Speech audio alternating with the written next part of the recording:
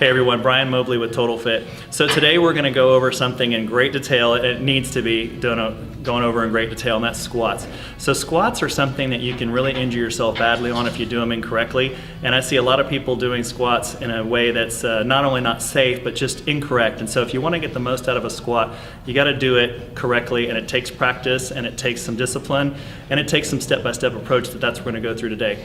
So a couple things. So with squatting, you want to make sure that you are always thinking about your safety and you're not doing something that you're not ready to do yet. And usually that has to do with how flexible you are. So we're going to go over that part as well. So nothing is more technical, nothing is more satisfying than doing a squat in the gym. It's the toughest exercise out there in terms of getting it right, and it can be mastered. So if you'll follow along with what I'm telling you, you'll learn exactly how to do this squat and make sure you get the most out of it and make sure that it's effective and safe. All right, so I want to go over the elemental steps of doing a squat. And this is basically to determine whether or not you're actually ready to do a full squat or a parallel squat. So usually squats are a function of the flexibility of your leg muscles. Usually it's either the quadricep or your calf muscle, and I see it more in the calves. Some of my older clients are so stiff in their quadriceps that they can't really go down to a squat position. But more commonly, people don't have very much flexibility in their calf. So, if you're hanging on something, you should really be able to, dip your calves down really low. Like, let's pretend I had something under my foot, so you can really hang those calves down low. So here's a little test about how low you should go on a squat. So we're coming down. Watch my feet, okay? So I'm just normal shoulder width apart, nothing fancy. As you come down, my heel never comes up, all right? So that's an important part of a squat, that your heels are on the floor the whole time. If you start going down and you want to tip up on your toes like this, you probably don't have the flexibility in your calves to go to a full squat like the one I'm going to show you. So you need to work on stretching your calves out before you start attempting those things, because you don't want to roll forward up on your knees. It's where you're going to hurt them, or you don't want to roll up forward on the balls of your feet because it injures your knees. So that's a no-no. If you can't do this, work on that first, okay? So if you're going to start squatting and you want to do it right, come down to a point where your heels want to come up. That's as far as you should go until you start getting the flexibility in your calves or your quads, okay? So that's a normal squat. Okay, that's the position, that's basically the exercise. So we're gonna do it with some weight as well, but you get the idea. So if you can't get in this position, you're not ready to go for a full parallel squat. Just work on getting the limberness or the flexibility in your calves or your quads. That's the first step. If you're rolling up on your feet, that's a big no-no. That's really about all you need to know in terms of the beginning stages of doing a squat. So that's where we're gonna go. Next, we're gonna work on the actual exercise itself. So here's a couple things about doing the actual exercise. There's a lot to it. And in no specific order, and I may start thinking of new things to add as I go along, but in no specific order. First thing you want to have is the bar set at a height that's at a comfortable height for you. You don't want to get under a bar and be bent over and so on. This bar is actually slightly low for me, to be honest. I'd like it to be a little bit higher, but the next peg up is too high. It's too hard to take it off. So the way this thing is set up, this is about the closest that I can get. So you just don't want the bar to be so low that it's hard for you to take it off the rack, or you're bending over a lot to do that. Another thing is what I call addressing the bar.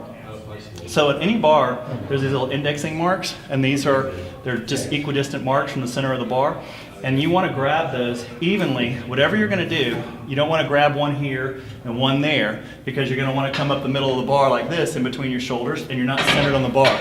So if you can get your fingers on the indexing marks wherever they're comfortable, and I like them a little close, honestly, but wherever they're comfortable, make them the same on both sides, okay? So make sure you got your indexing marks under the same finger on both sides. Then you address the bar. And the reason that that's important is you want the bar to be at the center of your back, basically, or the center of your spine. If you have your hands offset, you'll have a tendency to be too far to the left or too far to the right on the bar, and it'll be out of balance. So that's the first thing. So address the bar. Then when you get under the bar, this is more technical than you might think, get up under. You should really stand with both feet together, okay? Not this, okay? And go straight up with the bar, all right? Now, another thing about this is this bar, you can roll it down your back more than you think. It seems like that the most comfortable place to have it is up high, but you can roll it down low, and it'll help you in one sense that I'll get to in a minute, and that's basically how you step down. So When you're in this position, you got your hands nice and firm on the bar, you want to stick your butt out. And that's kind of something that people don't talk about a whole lot, but your back needs to be really tightly arched and your butt needs to be like extended in a way that's kind of unnatural. And the reason for that is you want to lock your spine so it's not rolling around as you go down doing your squat. The heavier you do your squat, the more important that's going to be. Another thing is when you set your feet, whatever width that you decide to set them, I just like a normal shoulder width like this. You should set your feet firmly on the ground basically and grip with your toes down against your soles of your feet firmly. And then flex your legs. So the reason for the flexing of the legs thing is people have a tendency when they do their squat to, if they don't flex their legs, they fall for about the first 10 or 15% of the exercise. If you flex your quads in advance, you can have a nice, clean, firm squat the whole way. Don't fall and then stop the deceleration. That's very common when people are squatting. So we're going to start from the beginning on that. So addressing the bar, got my finger on the indexing mark. I'm up the center. You'll naturally go up the middle if you do it this way. Up the middle. Set your feet, come off the rack, step back, butt out, legs firm, and then you're ready to squat. Down we go. Boom. Boom. Now, you can't see this in this angle, but we're going to change the angles and show you. Racking. I did put my foot back on that one, but only because the weight's light.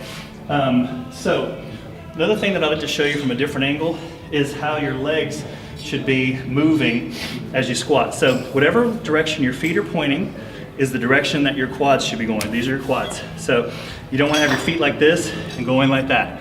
You want your legs to go over your feet, okay? No matter what. Your feet are out like this, out your legs go, okay? If you want it like this, even though it's weird, it would be like that. So I like kind of a natural stance like this, quads over the feet, all right? So that's the way you do that. So in addition, a lot of times you'll see people who, at the bottom of their squat, they'll start doing funny things with their knees, and it's really common. So in your leg, there's 4 different muscles. This one's called the vastus medialis. This one's called the vastus lateralis. And the bigger muscle is this outer one. But people tend to lean on this muscle a little bit more. So what will happen is you're doing your squat, they come down, roll their knees in, okay? That's because we feel confident with this muscle for some reason. But when you're squatting, you should always think about the energy is coming from the side of my legs, from the outer side. That'll keep you going straight. So always think I'm pushing from here. I'm pushing from here, okay? That's the way, from here, this muscle here. If you push from that side, you'll come up nice and straight. Another thing too is people tend to favor their I don't know what you call it, the leg that's their primary leg, like the one that you kick a ball with.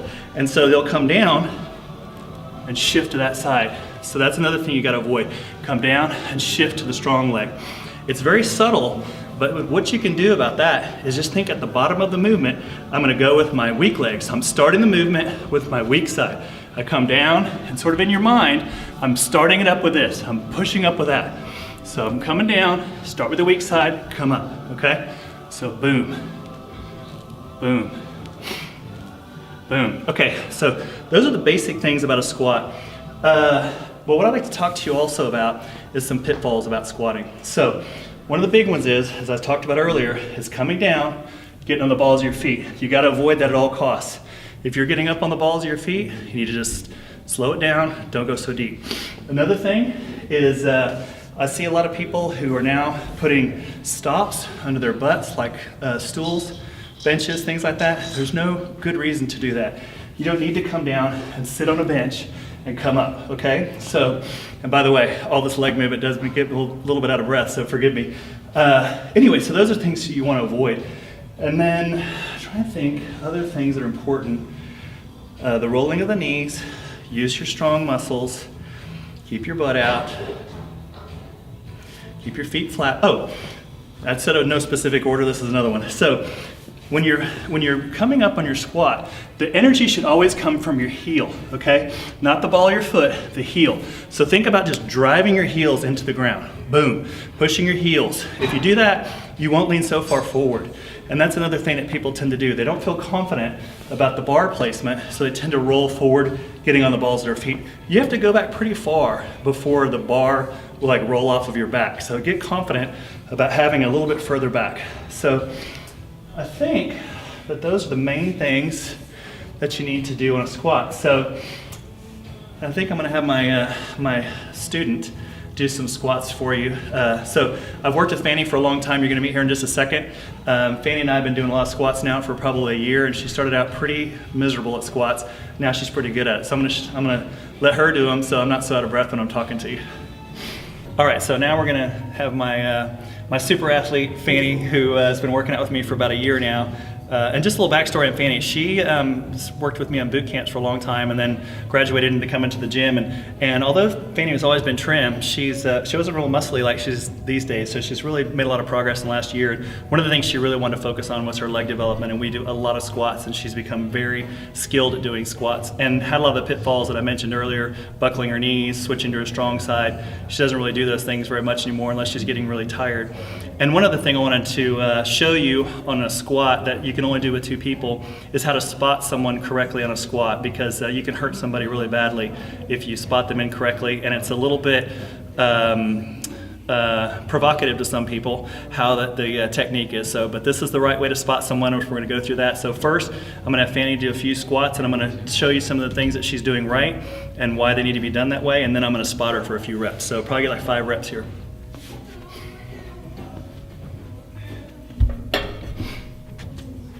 So one thing I was going to mention straight off, Fanny's comfortable rolling this bar down. And if you can, but if you're comfortable rolling the bar down your back a little bit, it's easier to do a squat. So she's pretty comfortable about rolling that bar down a little bit farther than what might seem natural, but you can roll that bar down pretty far before it'll like fall off your back. It's more than you might think. So, all right, let's squat.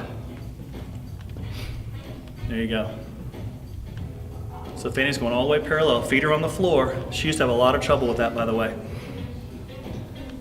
Legs straight ahead, going right over her feet. Not shifting one side or the other. Straight up and down. Super clean. Beautiful. This is another thing too. The tempo is important on a squat, and she's actually got a nice tempo working here. So you can come to the top of a squat. You're probably gonna get pooped, so let me spot you now and then we'll go back. So this is the right way to spot somebody. This is a little bit unusual, but you wanna grab them basically around the ribs and pull someone up by the ribs, okay? So it's a little bit weird because, especially working out with a girl, because you don't wanna have your hand slide up a little too far on accident. So that's how you do it. You grab someone around the ribs and pull them up at the base. Usually people are gonna have trouble at the bottom. So that's where you gotta keep your hands tight and close. Boom, that's it. Let's go ahead and rack it. You're gonna get too tired. All right, so Fanny just did a great demonstration on how to do these squats correctly. She's just very, very accomplished at them these days, so I'm really proud of her. She's done a lot in terms of her squatting skills, and she started off pretty sloppy at first, so thank you very much for that. So just to finish, I gave you most of the important points regarding a squat. And just be careful not to go too heavy on your weights too fast. You can easily hurt your knees. So that's another thing you need to be really careful about on a squat.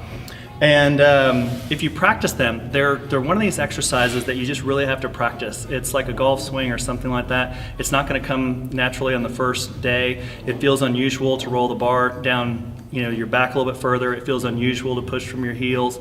Those are things that are going to take a little bit of time to develop. So don't be afraid of doing them. There's nothing better for your body in a general sense than squats. It's the granddaddy of all exercises. So you can do a lot in terms of building back strength, butt strength, quad strength, ab strength. I mean, it's just an excellent exercise overall. So I hope that helps you guys. There's a lot to it. If you have any questions, you're welcome to reach out to me. I'm on Instagram at #TotalFitHouston. You can also find me on Facebook at Brian, B-R-I-A-N, Mobley, M-O-B-L-E-Y. This is what I do. I've been in the gym for over 30 years, and I'm really, really accomplished at squatting.